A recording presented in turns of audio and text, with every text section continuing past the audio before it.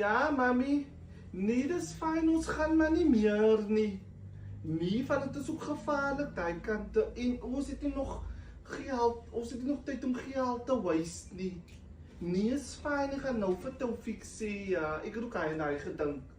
Okay, ja, ons praat weer. Okay, bye-bye. Jo.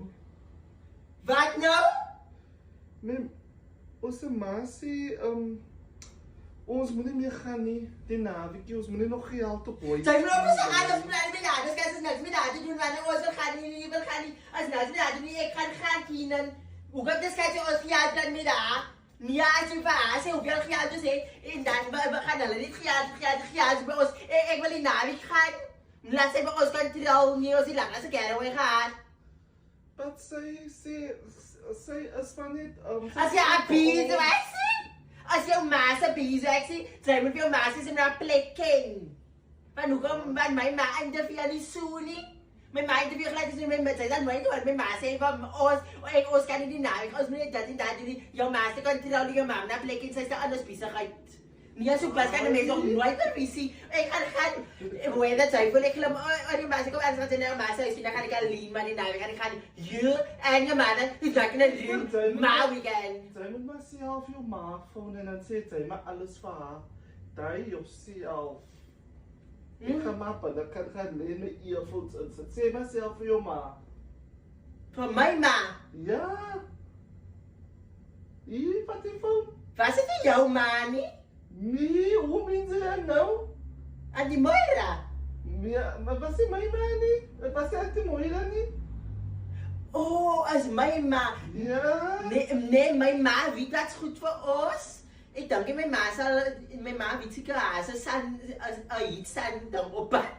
My ma het as iets aan dan op pad. So sy wil hê ons moet by die huis bly, is maar nie vir die beste. Ons spaar nie meer geld die man, dit is nog lank hier en my ma sal nooit so interview onnodig hê.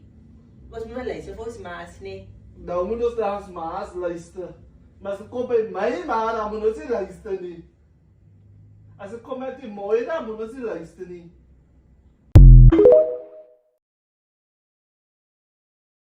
Hallo mense!